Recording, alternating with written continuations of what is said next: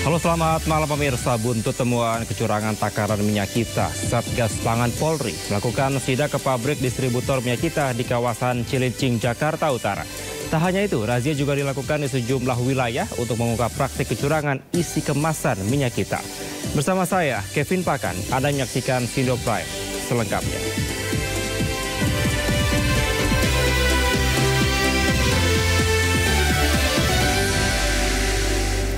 Kita awali informasi pertama, pemirsa. Aparat kepolisian masih melakukan penyelidikan menyusul kebakaran 3 gerbong kereta api di stasiun Tugu, Yogyakarta.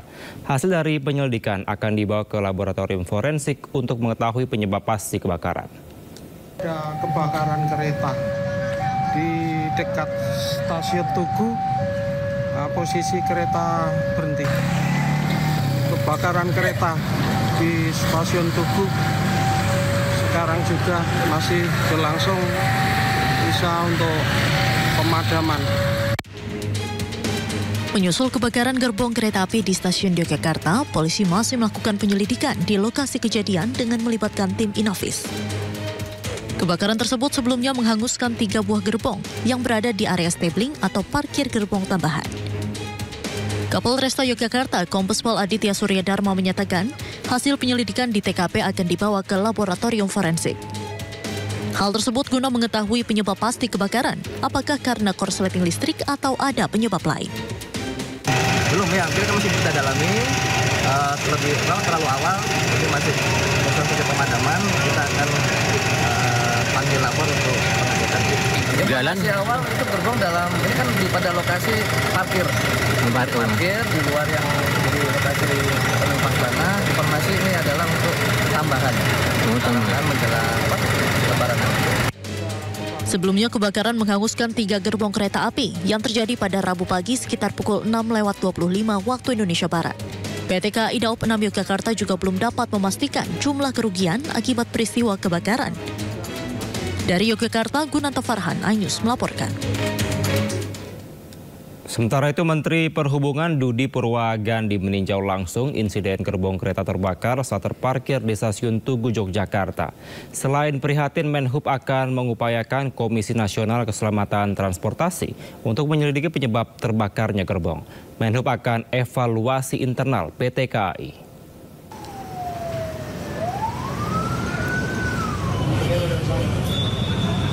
Wow. Ini nggak editan ya, ini real ini. Kereta kebakar di stasiun Tugu, Yogyakarta. 3 gerbong cadangan kereta berjenis stainless steel ini terparkir di rel stabling dan terbakar pukul 6.44 pagi. Api berhasil dipadamkan tidak sampai 1 jam setelah 5 unit pemadam kebakaran diterjunkan ke lokasi.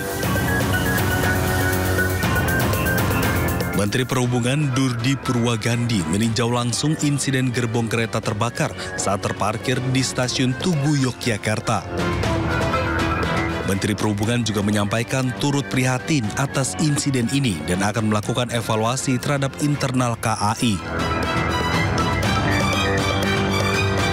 Selain itu, Komisi Nasional Keselamatan Transportasi juga akan dikerahkan untuk membantu penyelidikan penyebab kebakaran.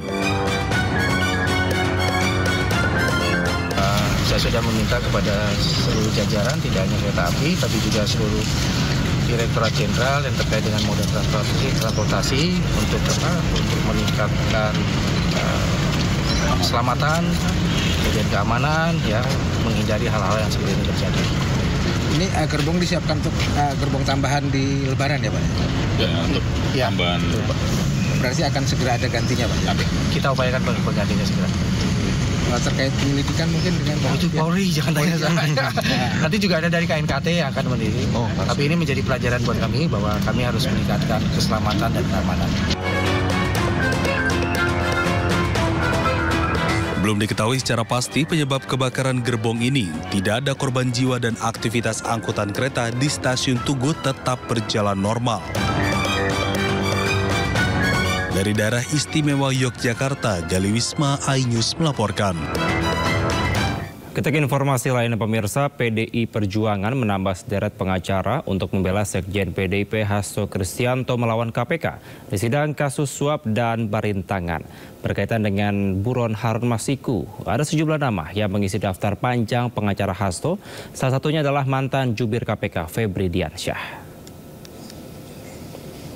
Pengacara Hasto Roni Talapesi mengatakan kliennya akan segera disidang di Pengadilan Tipikor Jakarta pada 14 Maret 2025. Roni juga memperkenalkan timnya yang akan membela Hasto untuk melawan KPK.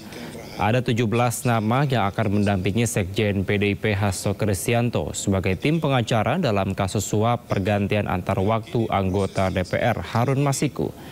Roni mengatakan tim hukum ini merupakan kolaborasi antara tim hukum dari partai dan juga yang berlatar non-partai. Ini di sini ada fraksi. Saat ini proses hukum akan memasuki persidangan dan kami telah mempersiapkan tim hukum yang akan membela Sekjen PDI Perjuangan Pak Hasto Kristianto. Dalam kesempatan ini, saya ingin memperkenalkan tim penasihat hukum yang akan mendampingi Pak Hasto Kristianto pada persidangan yang akan dimulai pada hari Jumat 14 Maret 2025. Tim ini merupakan tim kolaboratif antara tim hukum yang ditugaskan oleh partai dengan tim hukum yang berlatar belakang non-partai atau full profesional. Berikut saya sampaikan nama-nama tim pengacara. Pertama, Prof. Dr. Todung Mulya Lubis SH LLM sebagai koordinator tim hukum Mas Hasto Kristianto. Kedua, Dr. Magdir Ismail SH LLM. Ketiga, saya sendiri Roni Talapesi SH MH. Keempat, Arman Haris SH. Kelima, Febri Diansyah SH selaku koordinator jubir tim pengacara Mas Hasto Kristianto. Keenam, Dr. A. Patra Mijaya SH LLM. Ketujuh, Dr. Erna Ratnaningsi SH LLM. Kedelapan, Yohanes Oberlin Tobing SH. Kesembilan, Alfon Kurnia Palma SH MH. Kesepuluh, Dr. Rashid Ridho SH MH. Kesebelas, Dr. Duke Ari SH MH CLA. Kedua-belas, Abdul Rohman SH. Ke-13, Triwiono Susilo SH. 14, Willy Pangaribuan SH. 15, Bobi Rahman Manalu SH MH. 16, Rory Sagala SH. 17, Anissa Eka Fitria Ismail BA Hons LLM MA SH. Proses yang berjalan adalah proses hukum yang seharusnya sesuai dengan hukum yang berlaku. Akan tetapi kalau kita lihat misalnya apa yang dilakukan oleh pihak KPK, terutama terkait dengan penundaan persidangan, itu yang kami sebut sebagai cara akal-akalan agar supaya tidak ada putusan pra-peradilan. Saya bisa mengatakan ini karena pada hari Kamis minggu lalu, ya, penyerahan tanggal 6 dilakukan penyerahan tahap kedua, ya, yaitu dari penyidik kepada penuntut umum. Sementara sehari sebelumnya kami sudah menyampaikan permohonan kepada KPK agar kami diberi kewenangan untuk menghadirkan saksi yang menguntungkan. Nah, apa yang menjadi jawaban dari penyidik yang saya kira perlu saudara-saudara ketahui ketika dalam pertemuan pada tanggal 6 itu, mereka katakan penyidik belum mendapatkan disposisi dari direktur penyidikan, sehingga itu diabaikan dan mereka meminta kepada kami agar supaya saksi yang menguntungkan ini dihadirkan saja nanti di pengadilan. Persoalannya buat kami ketika itu yang kami sampaikan, bukan itu persoalannya. Kami juga tahu bahwa hak kami untuk menghadirkan saksi atau ahli menguntungkan. Tetapi yang kita kehendaki adalah ada saksi, ada ahli yang menguntungkan ini untuk diperiksa terlebih dahulu. Sehingga kalau mereka bisa diperiksa, tentu akan ada keseimbangan antara keterangan saksi-saksi yang memberatkan dengan saksi yang menguntungkan. Sehingga pihak penuntut umum bisa melihat secara jernih apakah perkara ini layak dilimpahkan atau tidak dilimpahkan. Nah, akan tetapi ternyata mereka tidak peduli dengan semua itu. Hari Jumat kemarin berkas perkara dilimpahkan karena sudah ada surat dakwaan. Jadi ini yang kami sebut sebagai sikap akal-akalan dari KPK untuk mencoba memotong atau paling tidak menghilangkan hak-hak untuk menguji penetapan tersangka dari perkaranya Mas Hasto ini. Yang kedua, saya kira ini juga yang harus mendapat perhatian kita semua. Cara-cara seperti ini ya seharusnya tidak boleh terjadi. Sebab kalau ini dibiarkan, ini akan menjadi kebiasaan yang dianggap legal oleh pihak KPK. Ini pasti akan merugikan kita. Kebetulan hari ini, pada saat terakhir ini adalah Mas Hasto yang menjadi korbannya. Besok, lusa akan bertambah korban-korban dengan cara tipu-tipu dan akal-akalan seperti ini. Pemirsa, pelimpahan berkas perkara Sekjen PDIP Hasto Kristianto ke Pengadilan Tindak Pidana Korupsi Jakarta menandai babak baru dalam kasus suap Harun Masiku. Dengan gugurnya gugatan pra-peradilan, Hasto akan menjalani rangkaian persidangan terkait kasus yang menjeratnya.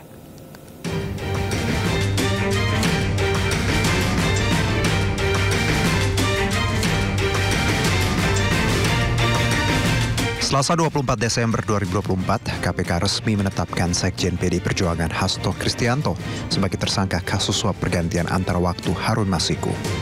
Hasto disebut secara aktif melakukan upaya menggagalkan Rizky Aprilia sebagai caleg terpilih tahun 2019 menggantikan Nazarudin Kemas yang meninggal dunia.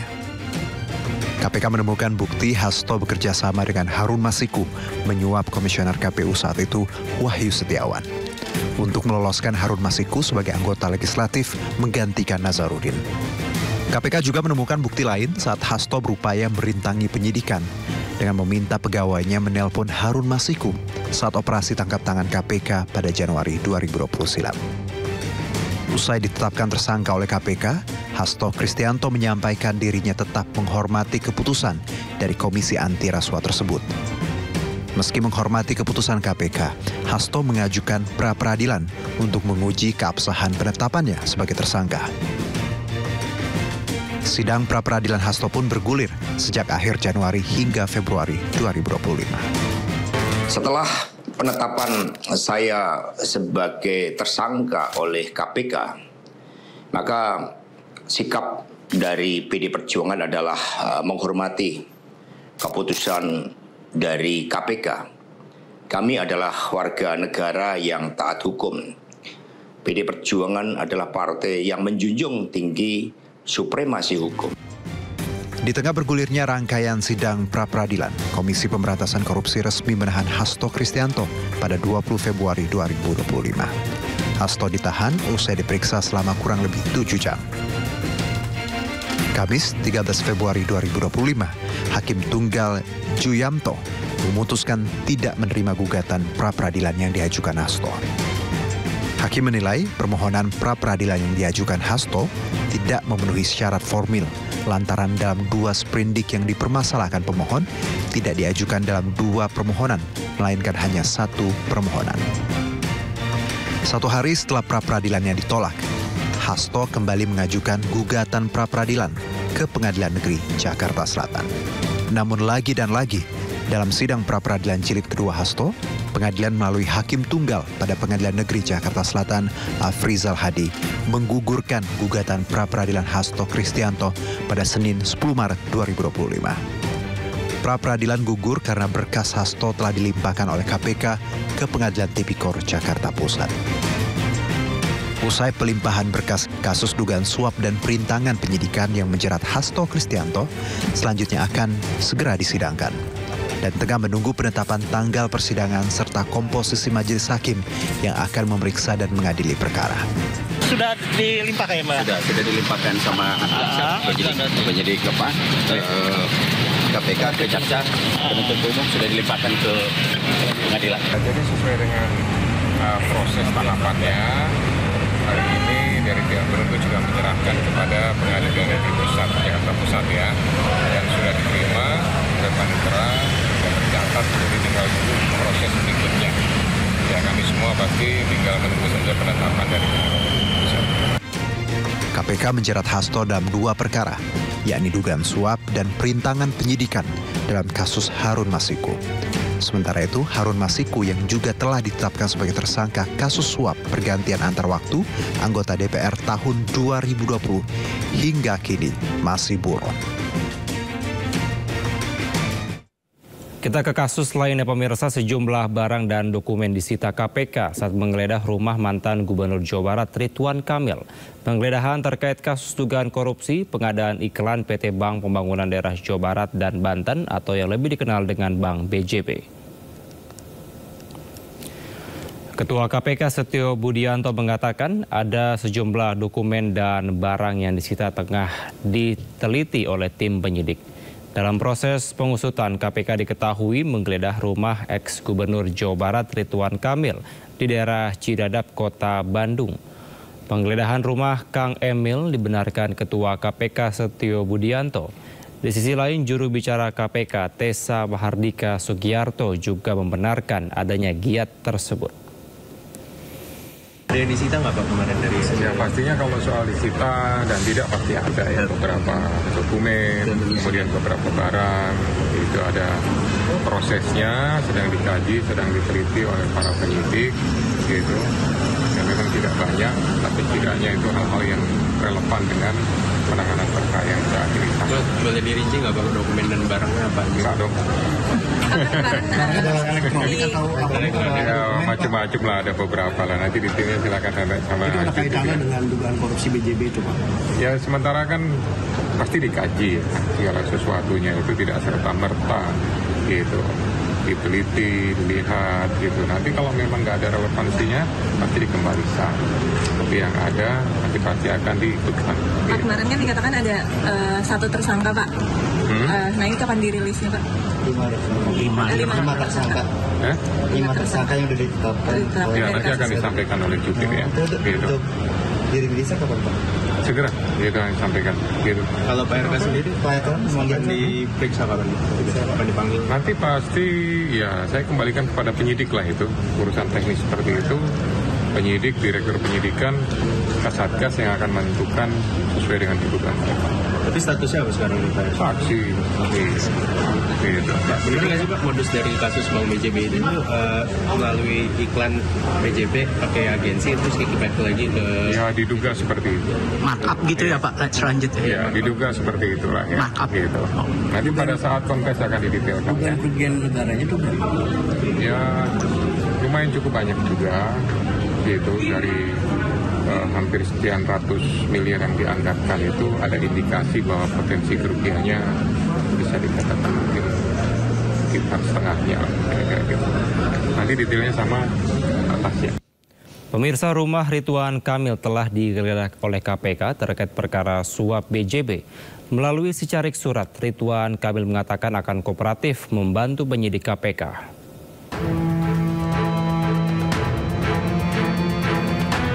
Penyidik KPK telah menggeledah rumah mantan Gubernur Jawa Barat Ridwan Kamil di Bandung, Jawa Barat.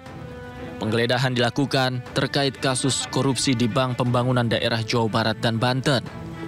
Menurut KPK, penggeledahan dilakukan berdasarkan keterangan saksi, sehingga perlu dilakukan penggeledahan untuk mengkonfirmasi.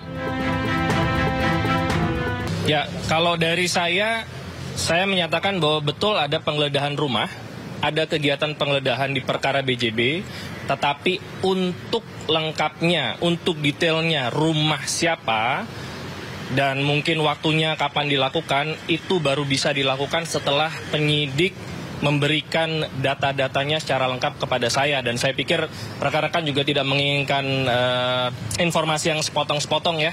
Jadi pada saat nanti informasinya sudah lengkap, kita akan deliver ke teman-teman secara utuh sehingga nanti informasi yang bisa diterima oleh masyarakat juga utuh. Menanggapi penggeledahan itu, Ridwan Kamil angkat bicara. Melalui suratnya, Ridwan Kamil membenarkan penggeledahan yang dilakukan oleh KPK di kediamannya. Dalam surat yang berisi pernyataan resminya, Ridwan Kamil membenarkan penggeledahan yang dilakukan oleh KPK terkait dengan perkara korupsi BJB. Ia juga mengungkap bahwa tim KPK menggeledah rumahnya dengan membawa surat resmi, sehingga Ridwan Kamil akan kooperatif membantu tim KPK. Ridwan Kamil juga mempersilahkan awak media bertanya langsung ke KPK untuk mengetahui informasi detailnya. Pasca digeledah, rumah Ridwan Kamil sepi aktivitas. Hanya ada petugas keamanan rumah yang nampak berjaga di bagian dalam rumah Ridwan Kamil. Dari Bandung, Jawa Barat, Tim Liputan iNews melaporkan. Pemirsa, kerugian negara akibat dugaan korupsi di Bank BJB yang menyeret nama Ridwan Kamil diperkirakan mencapai ratusan miliar rupiah. Dalam perkara tersebut, KPK menetapkan 5 tersangka dari pihak penyelenggara negara hingga swasta. Kerugian negara akibat dugaan korupsi di PT Bank Pembangunan Daerah Jawa Barat dan Banten atau Bank BJB mencapai ratusan miliar rupiah. Hal tersebut diungkap oleh Wakil Ketua KPK Fitro Rohcahyanto. Kasus dugaan korupsi di Bank BJB terkait pengadaan iklan, namun KPK belum memaparkan lebih jauh perihal pengadaan iklan tersebut. Dalam perkara ini, KPK melalui juru bicara KPK Tessa Mahardika menjelaskan telah menangkap 5 orang tersangka dari penyelenggara negara hingga pihak swasta. Sebelumnya, penyidik KPK menggeledah rumah Ridwan Kamil di Jalan Ranca Bentang, Bandung, Jawa Barat.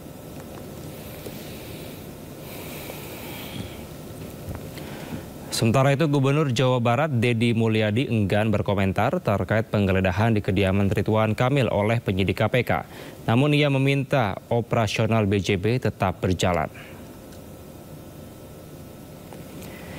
Deddy Mulyadi enggan berkomentar terkait penggeledahan yang dilakukan KPK di rumah Ridwan Kamil.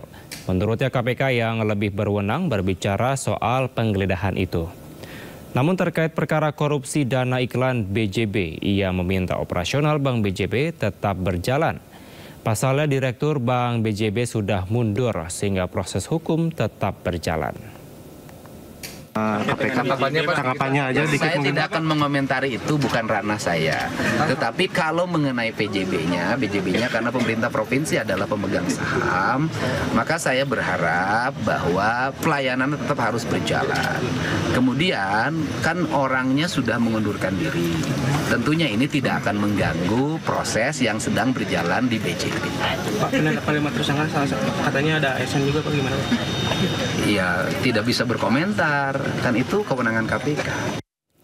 Kita ke informasi selanjutnya, pemirsa. Dirjen Pemasyarakatan meminta dukungan dari tokoh masyarakat untuk membantu mengembalikan sisa warga binaan lapas Kuta Cane yang masih ada di luar.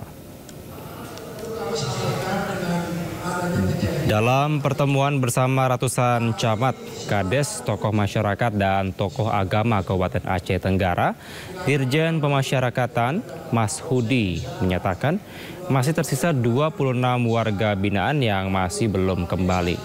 Mas Hudi meminta masyarakat untuk menyerahkan secara baik-baik dengan mengantarkan ke lapas atau polsek. Bupati Ismail Fahri mengamini yang disampaikan Mas Hudi. Ia juga mengajak semua elemen masyarakat untuk memberantas dari narkoba, khususnya Bumi Aceh Tenggara. Sebelumnya pada Minggu malam, Direktorat Jenderal Pemasyarakatan Mas Hudi mendatangi lapas Kuta Cane Aceh usai puluhan narapidana kabur. Ia meninjau langsung kondisi lapas yang sudah over kapasitas dan tidak layak huni. Mas Hudi juga menyampaikan rencananya untuk merelokasi sebagian tahanan ke lapas-lapas terdekat.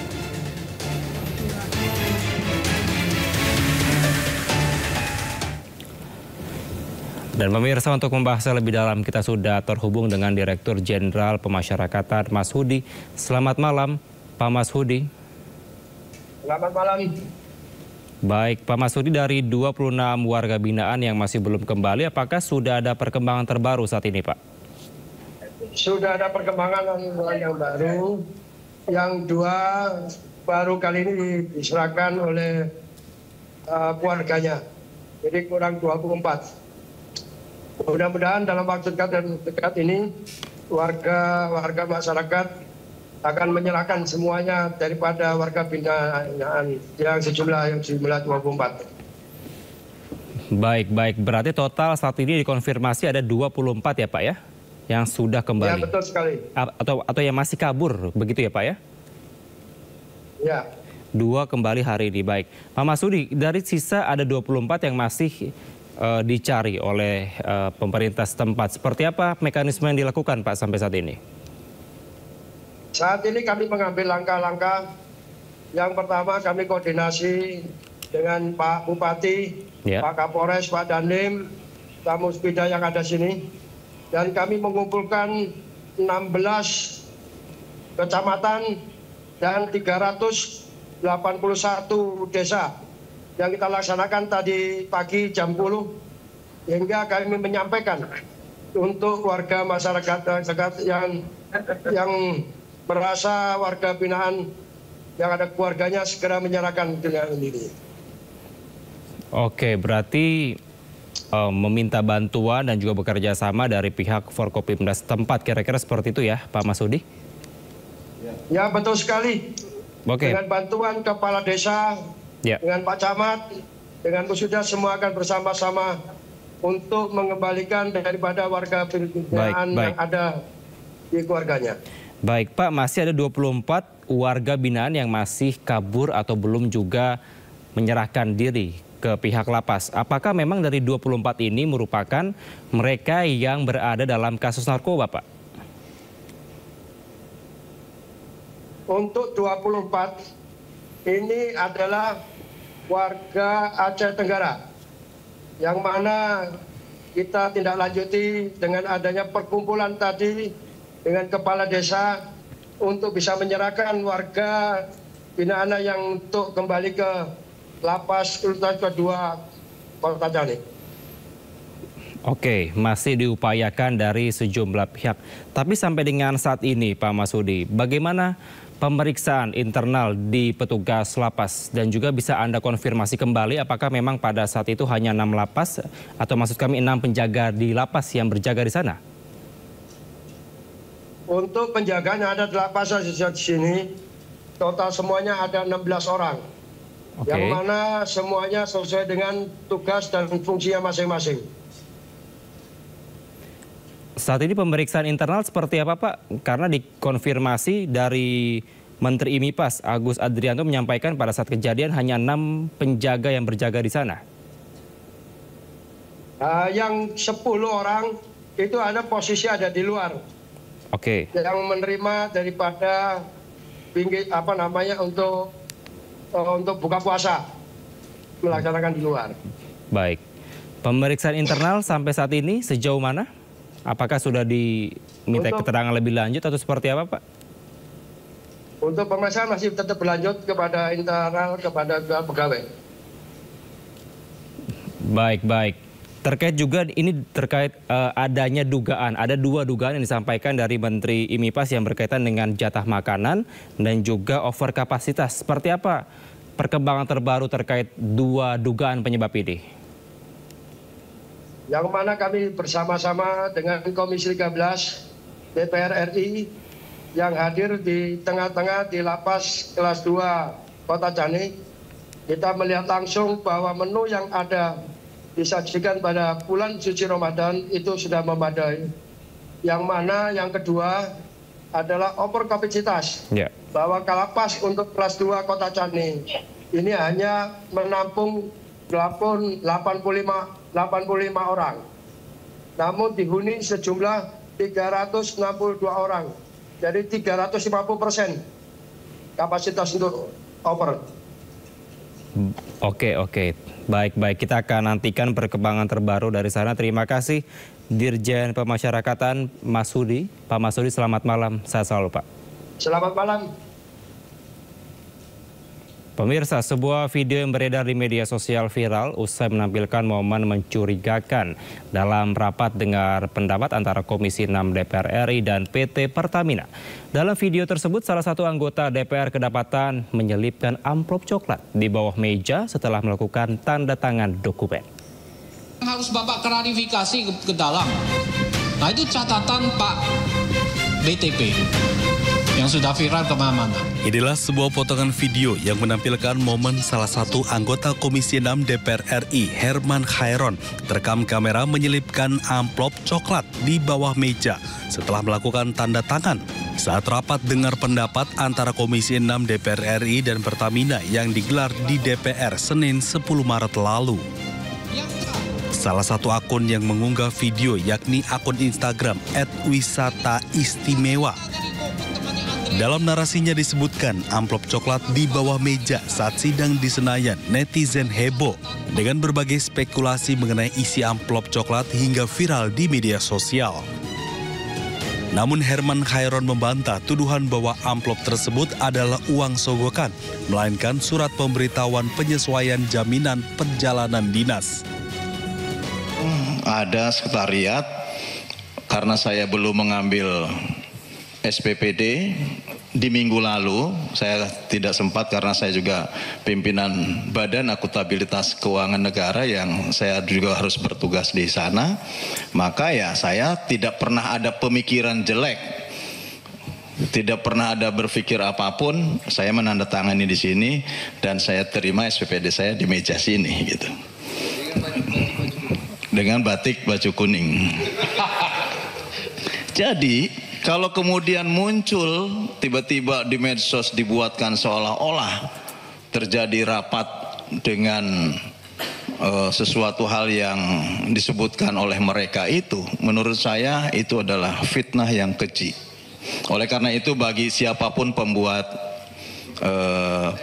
konten video itu, harap Anda hapus, dan karena itu adalah fitnah.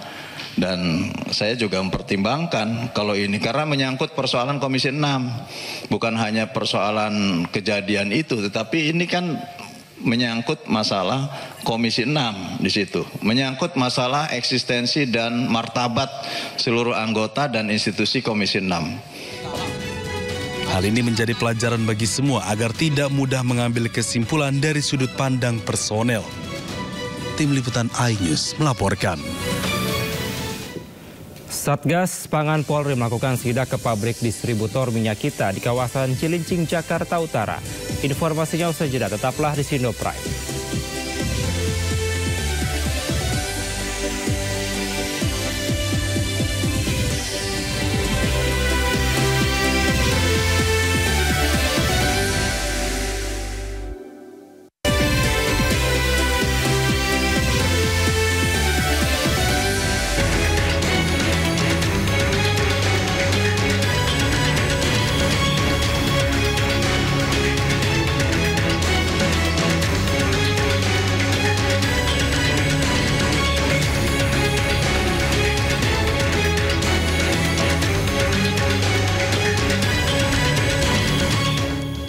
Pemirsa, Satgas Pangan Polri melakukan sidak ke pabrik distributor minyak kita di kawasan Cilincing, Jakarta Utara. Dari hasil uji takar, isi kemasan masih masuk dalam batas toleransi yang tertera di label kemasan. Satgas Pangan Polri melakukan pengawasan distribusi minyak kita di PT Binamas Karya Fausta Cilincing, Jakarta Utara. Pabrik tersebut merupakan distributor minyak kita yang memproduksi 150 ton atau sekitar 15.000 karton minyak kita setiap harinya. Hasil produksi tersebut langsung didistribusikan ke 20 hingga 30 pengecer di wilayah DKI Jakarta dan Jawa Barat. Dalam pengawasan itu, Satgas Pangan juga mengecek sampel takaran minyak sesuai dengan kemasannya. Hasilnya, untuk takaran 1 liter, isi kemasan mencapai 0,97 liter dari 1 liter minyak yang tertera di kemasan. Tak hanya 1 liter, pengecekan juga dilakukan terhadap kemasan minyak kita 2 liter. Hasilnya pun sama. Kekurangan 30 ml tersebut dinilai masih masuk batas toleransi. Kemasan pot 1 liter, 2 liter di PT Bina Karya Fauza, alhamdulillah aman. Tidak ada yang di luar batas toleransi. Dan diharapkan produksinya distribusi tepat waktu. Jangan sampai ada kekosongan karena keterlambatan distribusi ke masyarakat karena memang sangat dibutuhkan saat ini. Bagi para pelaku yang mengurangi takaran di luar batas toleransi, ya, dikenakan pasal 62 Undang-Undang Perlindungan Konsumen, ya, pasal 62 dengan ancaman hukuman 5 tahun penjara dan 2 miliar denda. Dirjen Perlindungan Konsumen Tertib Niaga Kementerian Perdagangan memaparkan modus perusahaan pelaku sunat isi kemasan minyak kita yang telah diungkap sebelumnya. Terhadap beberapa perusahaan yang sudah kita temukan, indikasinya mereka menjual minyak kita bukan minyak DMO, tapi non-DMO dengan harga jauh lebih tinggi dibanding minyak DMO. Caranya bagaimana mereka supaya harganya masuk di pasaran, mengurangi takarannya itu. Satgas Pangan di seluruh Indonesia terus melakukan sidak ke pasar-pasar serta kios-kios yang menjual minyak kita, sekaligus memberikan edukasi kepada masyarakat. Tim Liputan iNews melaporkan. Sebelumnya pemirsa, pemerintah Kota Jakarta Utara bersama kepolisian menemukan minyak kita kemasan botol dan plastik yang isinya tidak sesuai dengan takaran tertulis. Sementara itu Polda Jawa Barat mengungkap praktik kecurangan isi kemasan minyak kita di Subang, Jawa Barat.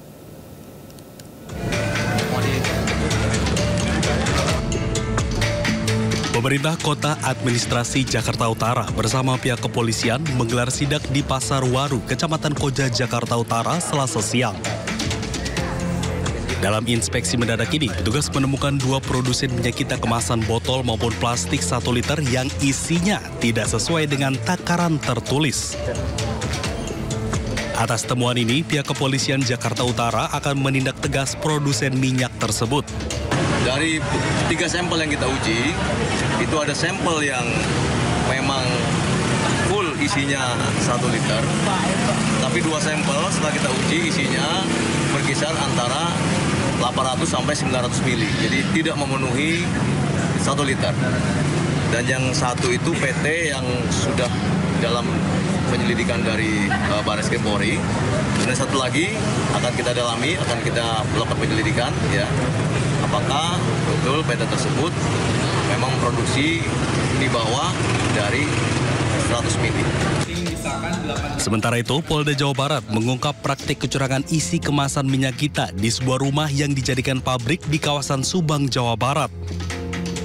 Dalam pengungkapan tersebut, pria berinisial K, pemilik pabrik minyak kita, ditangkap polisi dan ditetapkan sebagai tersangka. K yang pernah bekerja di pabrik minyak goreng sebagai komisaris ini dengan sengaja memproduksi dan mengedarkan minyak goreng sawit menggunakan merek minyak kita yang tidak memenuhi SNI, yakni dengan mengurangi takaran. Minyak kita dengan berat bersih atau neto kurang dari 1 liter. Hanya kurang lebih 760 ml. Jadi kurang dari 1 liter. Pelaku telah memproduksi sekitar 44 ton minyak dan mengedarkan ke pengecer pasar dengan harga di atas head Rp15.700 sampai Rp16.000 dengan keuntungan selama sebulan Rp266 juta. Dalam aksinya, pelaku memanfaatkan izin perusahaan yang sudah kadaluarsa atau telah dibekukan oleh Kementerian Perdagangan. Berakhir izin NSI-nya pada awal Januari 2025 ini dan telah dibekukan, makanya untuk operasionalnya tidak berizin. Terus keberadaan K itu dia menggunakan K seolah-olah bahwa ini sudah ada izin, padahal sebenarnya tidak resmi. Selain menangkap tersangka, polisi juga mengamankan sejumlah barang bukti berupa mesin serta ribuan botol minyak kita siap edar. Tim Liputan iNews melaporkan. Menteri Koordinator Bidang Pangan Zulkifli Hasan meminta agar pelaku curang minyak kita kemasan 1 liter diberi sanksi hukum tegas. Perbuatan tersebut dinilai telah merugikan masyarakat banyak.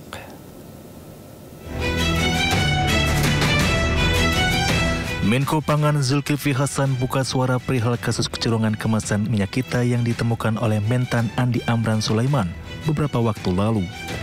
Dalam temuan tersebut, produk minyak kita yang seharusnya berisi 1 liter ternyata hanya berisi 750 hingga 800 ml.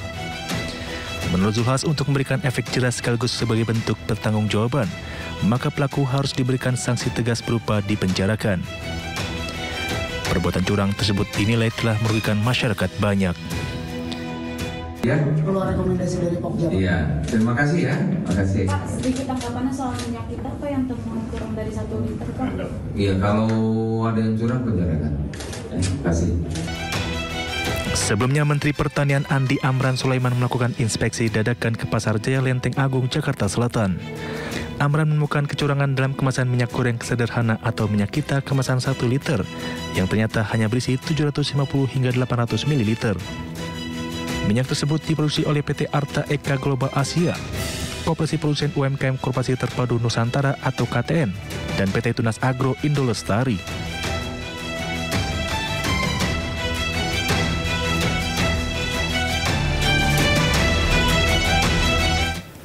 Ya pemirsa, minyak kita, minyak goreng bersubsidi yang diluncurkan pada tahun 2022 muncul sebagai solusi di tengah gejolak harga minyak goreng di Indonesia. Minyak kita dirancang untuk memperbaiki rantai pasok minyak goreng dan memberikan harga yang terjangkau.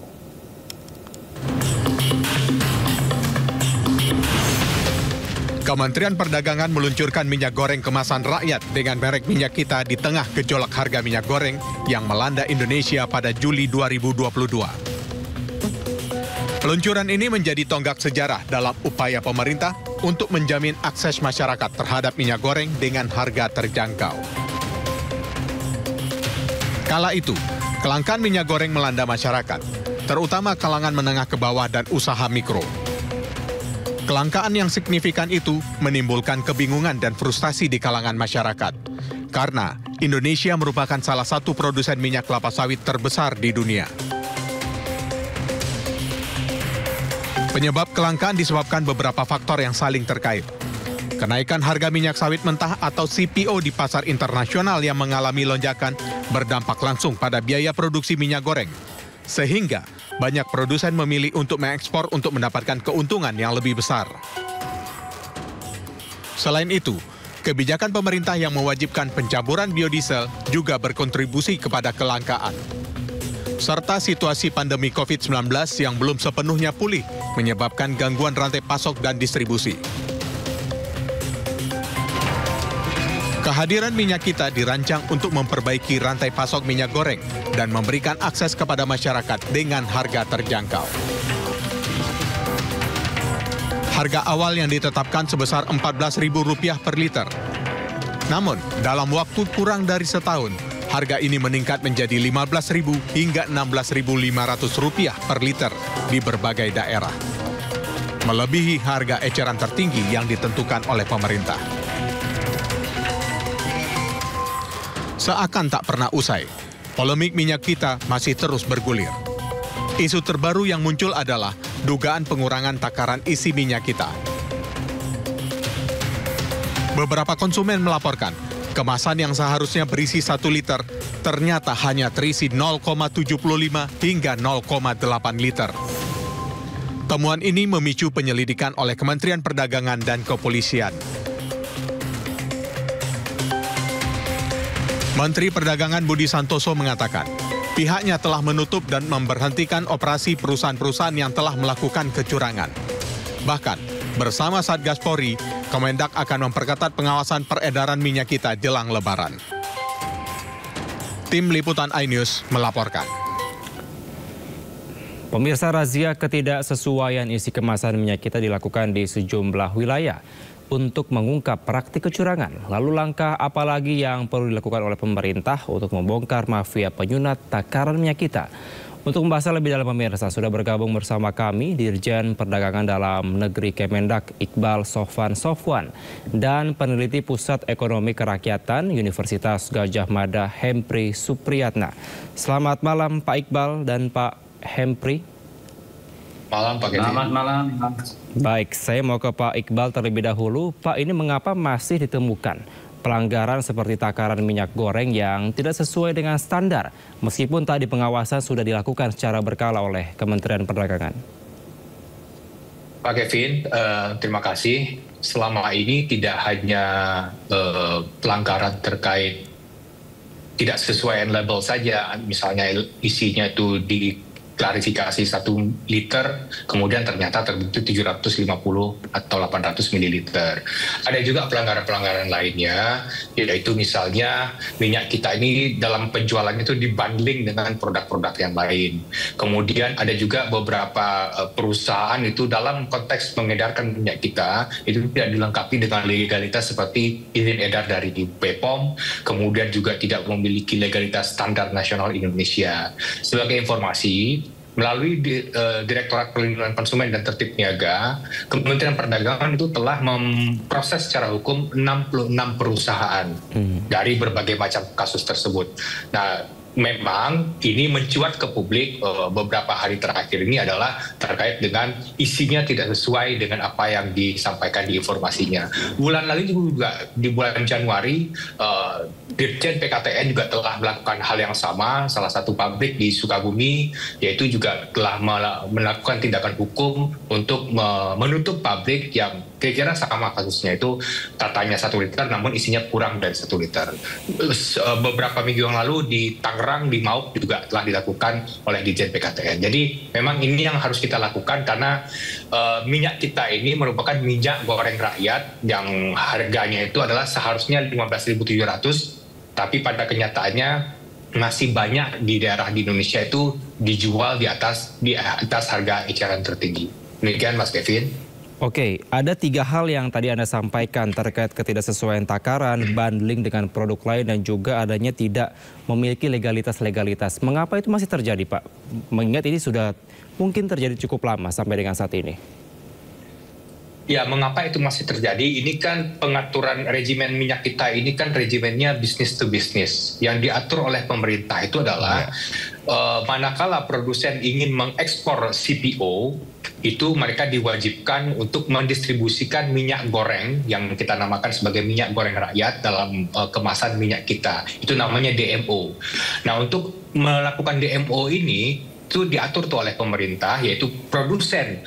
Harga produsen yang kita sebut sebagai domestic price obligation dari produsen kepada distributor 1 itu 13.500, distributor 1 ke distributor 2 itu 14.000, distributor 2 ke pengecer itu 14.500. Sehingga dari pengecer kepada konsumen HET-nya adalah 15.700. Nah, inilah regimen yang diatur oleh pemerintah. Oke, Mas Kevin. Oke, baik. Kemudian apakah ada kendala yang mungkin pemerintah terapkan begitu ya? Mengingat ini masih sering terjadi dan mungkin sangat membebankan bagi rakyat yang memang menggunakan minyak kita. Ya, kendala dalam konteks masih ada beberapa perusahaan yang tidak sesuai dengan peraturan, tentu itu akan terus terjadi. Kemudian kendala terkait di beberapa daerah itu masih harga minyak kita itu masih di atas HET, itu masih terus kita tanggulangi. Bagaimana caranya? Ya tentu saja dengan terus melakukan pengawasan yang melekat, dan kemudian 2 minggu yang lalu kami juga telah memberikan surat edaran kepada para produsen minyak kita untuk melipat gandakan produksinya selama bulan Ramadan ini. 1. Yang kedua, dari pelipat ganda distribusi tersebut itu untuk didistribusikan, difokuskan di pasar rakyat. Karena mengapa pasar rakyat? Karena minyak kita ini atau minyak goreng rakyat ini segmentasi pasarnya adalah kelas menengah ke bawah. Selain minyak kita kan kita juga punya minyak premium. Gitu. Baik. Saya mau ke Pak Hempri. Pak Hempri melihat seperti apa, Pak? Apakah memang pemerintah ini mungkin terbatas aksesnya dalam melakukan pengawasan, sehingga tadi ada 3 hal yang disampaikan oleh Pak Iqbal. Ketidaksesuaian takaran masih sering terjadi, kemudian adanya bundling atau menggabungkan dengan produk lain, kemudian adanya atau tidak memiliki legalitas terhadap minyak-minyak ini.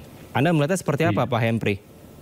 Ya, terima kasih Mas Kevin dan juga Pak Iqbal ya. Tadi saya kira Pak Iqbal juga sudah memaparkan dan kami apresiasi misalnya apa yang sudah dilakukan oleh pemerintah terkait dengan konteks penanganan kemarin persoalan terkait dengan minyak goreng yang saya kira minyak kita.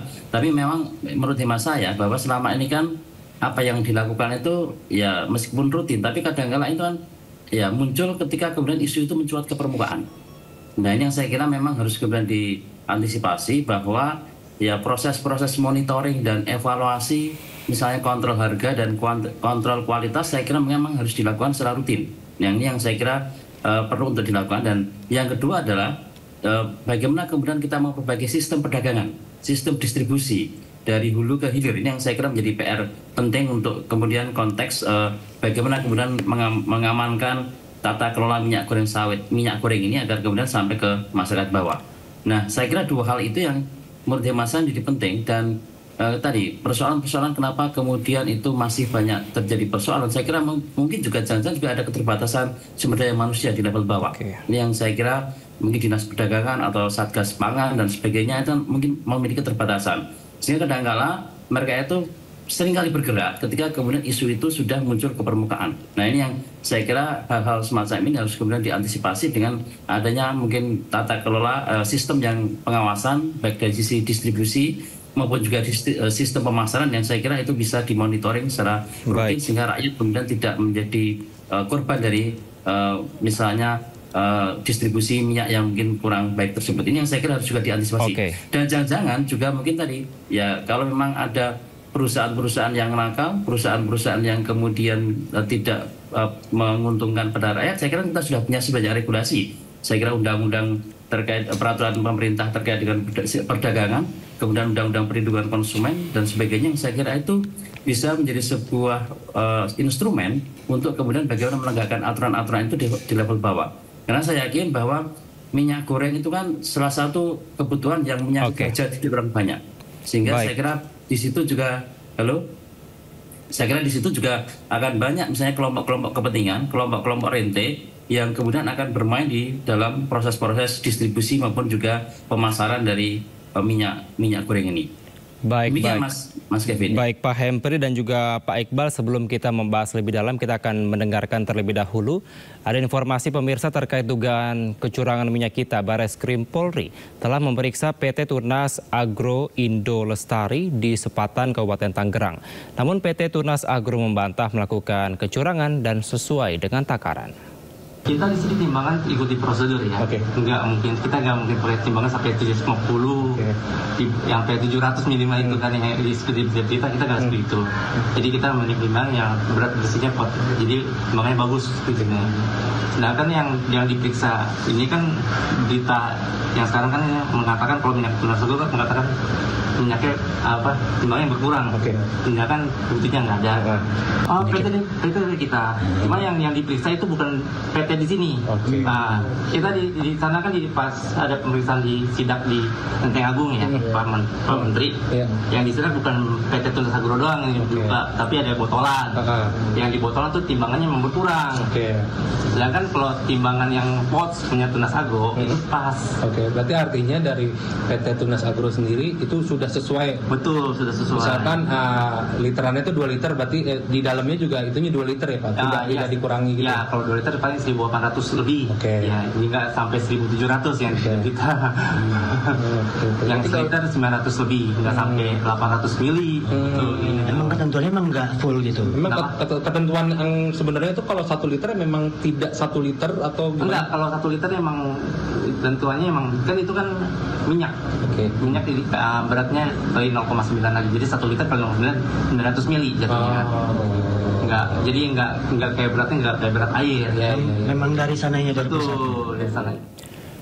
Baik, kami akan melanjutkan dialog. Saya akan bertanya ke Pak Iqbal. Pak Iqbal, tadi Anda sempat menyampaikan ada sekitar 66 perusahaan yang mungkin nakal dan tidak sesuai. Dan apakah memang kalau tadi yang disampaikan dari Pak Hempri, setidaknya ada 3 hal terkait dengan dugaan penyelewengan dari takaran minyak kita ini.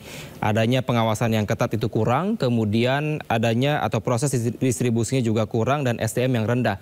Dari 3 hal ini kira-kira mana yang terjadi dalam kasus minyak kita ini? Mas Kevin, 66 perusahaan tersebut telah diproses oleh Ditjen PKPN secara hukum. Kemudian saya setuju dengan apa yang disampaikan oleh Mas Henry, bahwasanya memang petugas pengawas sumber daya manusia untuk melakukan pengawasan, mengingat 280 juta penduduk Indonesia, kemudian dari Sabang sampai Merauke, tentu saja itu selalu kita mengatakan tidak pernah cukup. Namun kan bukan itu sebenarnya alasan yang harus dikemukakan. Yang kedua adalah saya juga setuju dengan Mas Henry tadi, jangan sampai kebijakan minyak goreng rakyat ini ditunggangi kemudian oleh kelompok-kelompok rente. Nah, inilah makanya kami dari Kementerian Perdagangan itu mengajak peran serta masyarakat semuanya, tidak hanya Satgas Pangan, tapi semuanya untuk tetap melakukan pengawasan terkait dengan minyak kita ini. Di awal Februari yang lalu, kami telah menyerukan kepada seluruh pasar rakyat Indonesia dan pengecer penjual minyak kita di pasar rakyat untuk memasang spanduk di atas toko mereka, bahwasanya informasi harga minyak kita itu adalah sekian. Apa fungsinya? Untuk memberikan kontrol kepada masyarakat. Ketika minyak kita dijual di atas HET, masyarakat itu berhak untuk bertanya mengapa demikian. Mas Kevin, izinkan saya untuk menyampaikan beberapa hal, bahwasanya minyak kita ini sebuah program pemerintah itu non-subsidi, artinya tidak ada keterlibatan APBN di dalam pendistribusian dan pemproduksian minyak kita ini. DMO itu mewajibkan produsen mengalokasikan sebagian produksi untuk pasar domestik dengan imbalan mendapatkan hak ekspor, karena ekspor CPO itu harganya sangat bagus di dunia. Oleh karena itu, sementara DPO (Domestic Price Obligation) itu mengatur harga jual di dalam negeri untuk setiap lini. Tadi saya sampaikan produsen ke D1 berapa, D1 ke D2 berapa, dan sampai ke konsumen akhir. Demikian Mas Kevin. Baik. Pak Iqbal, mungkin singkat saja karena waktu terbatas. Apakah ada tindakan hukum yang akan dilakukan bila mana nanti ada tersangkanya yang memang kedapatan dari kepolisian atau dari Kementerian Perdagangan? Singkat saja, Pak. Pasti. Oke, apa itu pelanggarannya atau hukumannya apa? Tergantung pelanggaran yang mereka bikin. Yang paling parah adalah dia bisa dipidanakan sebagaimana tadi yang dikatakan di pengantar, itu dikatakan dengan Undang-Undang Perlindungan Konsumen, pidana. Baik. Kemudian ada denda juga maksimal 2 miliar. Oke, terakhir saya mau ke Pak Hempri. Pak Hempri, Anda melihat dari kasus yang terjadi di minyak kita ini, apakah memang ini ditunggangi oleh kelompok-kelompok tertentu seperti yang disampaikan Pak Iqbal, adanya dugaan kemungkinan ditunggangi oleh kelompok tertentu? Mohon maaf Kevin, saya tidak menyampaikan itu. Saya mendukung pernyataan Pak Hempri bahwasanya jangan sampai nanti ini ditunggangi oleh kelompok rente gitu. Saya tidak menyatakan, tapi saya mendukung argumen itu. Baik, adakah ditunggangi oleh kelompok tertentu, Pak Hempri? Ya, ada kemungkinan, karena ini yang menjadi hajat hidup orang banyak ya, yang saya kira kebutuhan masyarakat terhadap minyak goreng tinggi, sehingga hal-hal tersebut saya kira sangat mungkin terjadi. Ya, sehingga saya kira ini dari berbagai bulan ini berbagai kasus menimpa rakyat kecil ya, soal BBM, soal kemudian LPG, dan sekarang adalah soal minyak goreng, yang saya kira itu semuanya adalah hajat hidup orang banyak. Dan tadi saya sedikit menambahkan, memang tadi sepakat kontrol masyarakat, karena selama ini kan sebenarnya sudah ada Undang-Undang Perlindungan Konsumen, tapi selama ini kan masyarakat kadang-kala pasif. Sehingga ketika ada berbagai hal, harapan saya itu mungkin harus segera dilaporkan, dan saya kira pemerintah di level bawah saya kira bisa menyampaikan hotline mana yang bisa dihubungi ketika ada berbagai dugaan-dugaan kecurangan yang terjadi. Itu yang saya kira menjadi penting untuk tadi kontrol masyarakat, itu menjadi penting di dalam rangka untuk membongkar misalnya berbagai persoalan-persoalan terkait dengan distribusi minyak kita ini. Yang kedua, saya kira juga beberapa hal terkait dengan konteks tadi, saya kira tadi penegakan hukum saya kira menjadi penting untuk kemudian dilakukan, sehingga tata kelola, tata niaga terkait dengan minyak kita itu menjadi lebih lancar, karena ini saya sampaikan ini adalah sesuatu yang terkait dengan konteks hajat hidup masyarakat bawah ya, masyarakat kecil. Dan perlunya saya kira di level bawah, selama ini kan kenapa nggak terkontrol, mungkin standar-standar pelayanan minimal di pasar-pasar rakyat nggak ada. Ya, padahal kan banyak kan ini distribusi di pasar rakyat. Ya, karena kadang-kadang di level bawah itu satu unit pelaksana teknis pasar itu mengelola banyak pasar. Sehingga tadi persoalan SDM, persoalan standar pelayanan minimal yang kurang, sehingga menyebabkan berbagai bentuk kebocoran-kebocoran terkait dengan tata kelola niaga di sektor-sektor kebutuhan pokok itu seringkali menjadi masalah. Kira-kira itu, Mas. Baik, kita akan terus memantau dan juga mengawasi kira-kira apakah memang betul adanya kelompok-kelompok tertentu yang menunggangi kasus minyak kita ini. Terima kasih Pak Iqbal dan juga Pak Hempri telah bergabung bersama kami di Sindo Prime. Selamat malam, Pak. Sehat selalu. Malam, Mas Henry. Malam, Mas Kevin. Terima kasih, Mas Iqbal.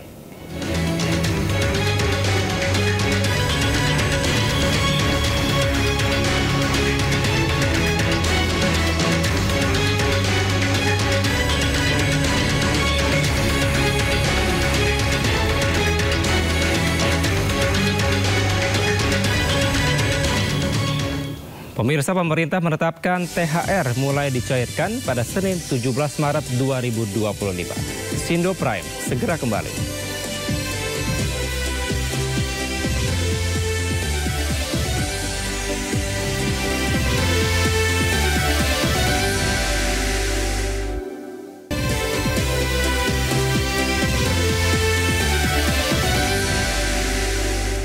Kembali di Sindo Prime, pemirsa, Menteri Pertahanan Syafri Syamsuddin menyebutkan Presiden Prabowo Subianto meminta agar prajurit TNI yang ditugaskan di kementerian atau lembaga harus pensiun dini. Hal tersebut ditegaskan Syafri saat rapat kerja dengan Komisi 1 DPR RI dan Menteri Hukum Supratman Andi Aktas dalam pembahasan revisi Undang-Undang TNI pada Selasa 11 Maret 2025. Syafri menyebut Presiden telah memberikan petunjuk terhadap Kemenhan dan meminta agar prajurit TNI yang ditugaskan di kementerian atau lembaga harus pensiun dini. Syafri menambahkan kualitas dan kemampuan prajurit TNI yang sudah pensiun dini pun harus terukur untuk menempati kementerian atau lembaga yang dituju.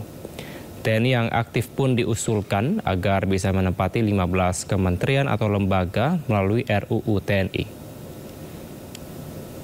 Presiden Republik Indonesia selaku Panglima tertinggi juga telah memberikan petunjuk kepada Menteri Pertahanan untuk para prajurit TNI yang akan ditugaskan di kementerian dan lembaga itu harus pensiun. Dan kita sebut pensiun dini. Setelah pensiun, baru kita usulkan ke kementerian dan lembaga yang dimaksud. Tentunya sesuai dengan kapabilitas dan eligibilitas. Dengan kata lain harus terukur dan yang paling penting dia loyal kepada negara dan bangsa. Sementara Panglima TNI tegaskan prajurit aktif yang kini menjabat di instansi dan lembaga lain harus pensiun dini atau mundur. Keputusan ini diambil sesuai dengan Undang-Undang TNI.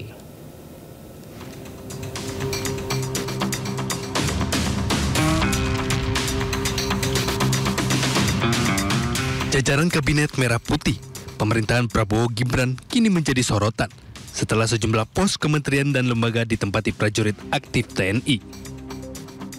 Panglima TNI, Jenderal Agus Subianto pun buka suara. Dengan tegas Panglima TNI memastikan anggota TNI aktif yang memegang jabatan di kementerian non-TNI harus pensiun dini atau mundur. Jadi prajurit TNI aktif yang menjabat di kementerian atau lembaga lain akan pensiun dini atau mengundurkan diri dari dinas aktif sesuai dengan pasal 45. Dalam Undang-Undang TNI Nomor 34 Tahun 2024, Pasal 47 Ayat 1 mengatur prajurit TNI hanya dapat menduduki jabatan sipil setelah mengundurkan diri atau pensiun dari dinas aktif keprajuritan. Sementara undang-undang ini juga menyebut ada 10 lembaga atau kementerian yang boleh dipimpin oleh prajurit aktif TNI. Di antaranya adalah Koordinator Bidang Politik dan Keamanan Negara, Pertahanan Negara, Sekretaris Militer Presiden, Intelijen Negara, Sandi Negara, Badan SAR hingga Mahkamah Agung. Tim Liputan Ainis melaporkan. Pemirsa, anggota Komisi 9 DPR RI Irma Suryani meminta pemerintah untuk tegas kepada PT Sritex agar melakukan tanggung jawabnya dengan membayarkan tunjangan hari raya atau THR kepada mantan pekerjanya. PT Sritex yang mempunyai 11 anak perusahaan harusnya mampu untuk menunaikan kewajibannya. Raya loh ya, sama sekali tidak menghormati orang yang sedang berpuasa, yang juga akan hari raya, tiba-tiba PHK. Ini kelakuan ini udah bertahun-tahun terjadi begini dan terjadi pembiaran ini. Jangan mentang-mentang pemerintah mensupporting sedemikian besar karena Sritex ini punya pekerja yang besar dan dianggap menjadi aset nasional, terus semuanya diserahin kepada pemerintah. Ngemplang pajak, pinjem uang segitu besar, perusahaannya juga banyak, tapi nggak mau bayar uang THR. Kenapa semuanya harus diserahkan kepada pemerintah? Kan ini nggak benar ini. Ini Pak Wamen ini yang bolak-balik ke sana itu tekankan kepada perusahaan. Jangan merugikan pemerintah. Untungnya mereka makan, tapi ketika rugi mereka serahkan semuanya kepada pemerintah. Ini nggak fair.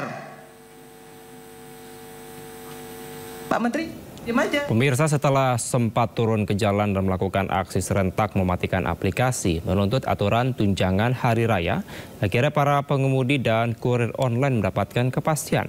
Pemerintah menetapkan bonus hari raya sebesar 20% dari total pendapatan bersih bulanan dalam 12 bulan dengan persyaratan aktif dalam 1 tahun terakhir.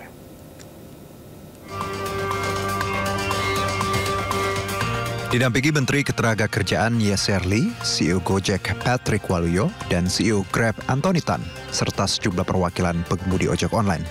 Presiden Prabowo Subianto mengumumkan keputusan mengenai tunjangan hari raya untuk karyawan swasta, BUMN, dan BUMD. Prabowo menyebut THR paling lambat harus dibagikan 7 hari sebelum hari raya. Dalam kesempatan yang sama, Presiden Prabowo juga mengumumkan soal bonus hari raya bagi pengemudi dan kurir online.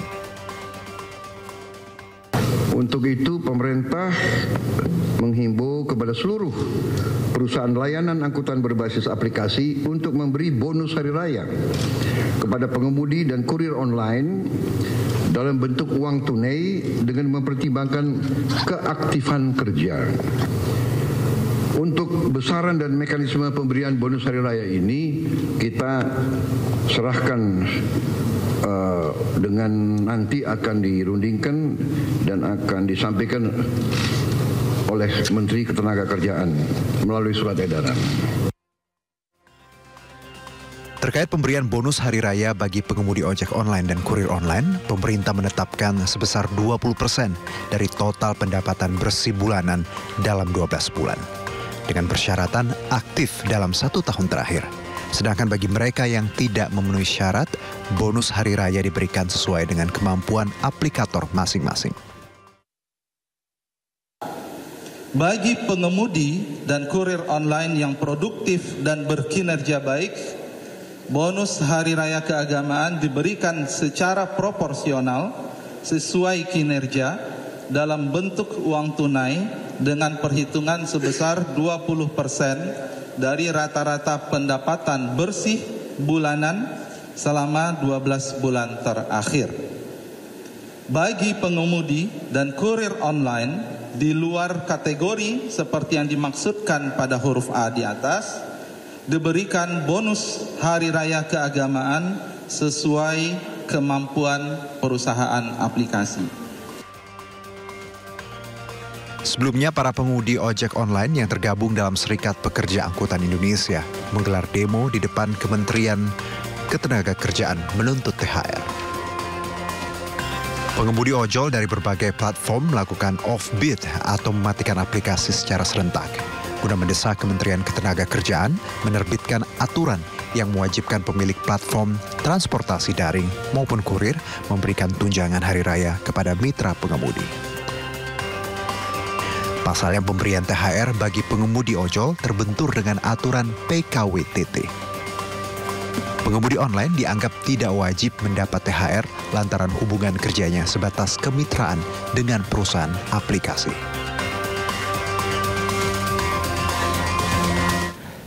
Pemirsa, dalam 11 hari di bulan Ramadan, pemerintah mengeluarkan berbagai kebijakan membantu masyarakat, termasuk kebijakan pemberian tunjangan hari raya atau THR dan gaji ke-13 bagi ASN dan swasta. Untuk itu dalam 11 hari bulan Ramadan ini, pemerintah telah mengeluarkan berbagai kebijakan untuk membantu masyarakat, yaitu: 1. Penurunan harga tiket pesawat setidaknya sebesar 13-14% selama 2 minggu masa liburan Idul Fitri. 2. Penurunan harga tarif tol dan transportasi selama mudik Lebaran. 3. Pemberian THR bagi karyawan swasta, BUMN, BUMD, dan 4. Bonus hari raya untuk pengemudi dan kurir online yang baru saja diumumkan pada hari kemarin. Masih terkait dengan libur Idul Fitri, saya telah menandatangani PP nomor 11 tahun 2025 yang mengatur kebijakan pemberian THR dan gaji ke-13 bagi aparatur negara.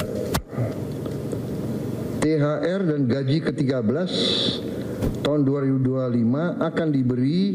akan diberikan kepada seluruh aparatur negara di pusat dan di daerah, termasuk PNS, pegawai pemerintah dengan perjanjian kerja, prajurit TNI dan Polri, para hakim, serta para pensiunan dengan jumlah total mencapai 9,4 juta penerima.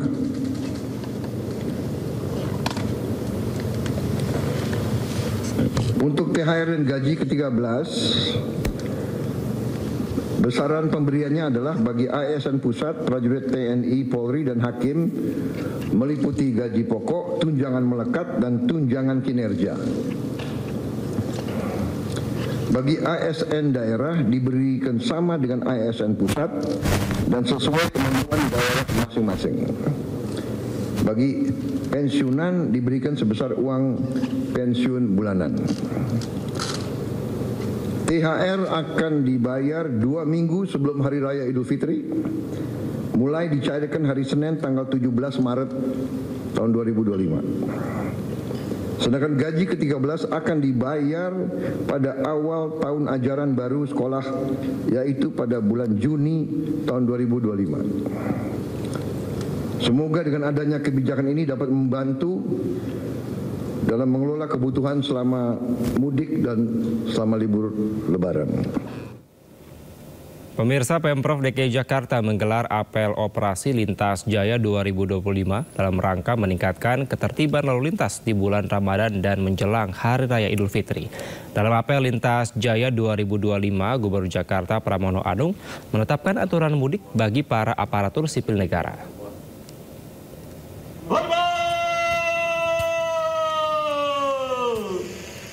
Pramono Anung mengatakan soal larangan penggunaan mobil dinas saat mudik Lebaran kepada para ASN. Dirinya menegaskan siapapun yang bekerja di bawah naungan Pemprov Jakarta tidak diperbolehkan pergi mudik menggunakan kendaraan dinas. Jika ada pejabat atau pegawai ASN yang melanggar, akan ada sanksi yang diberikan. Saya dan Pak Wagub serta Pak Sekda sudah memutuskan bagi pejabat ataupun aparat yang ada di DKI Jakarta, ASN terutama, yang mudik Lebaran maka dilarang menggunakan mobil dinas, tidak diperbolehkan sama sekali.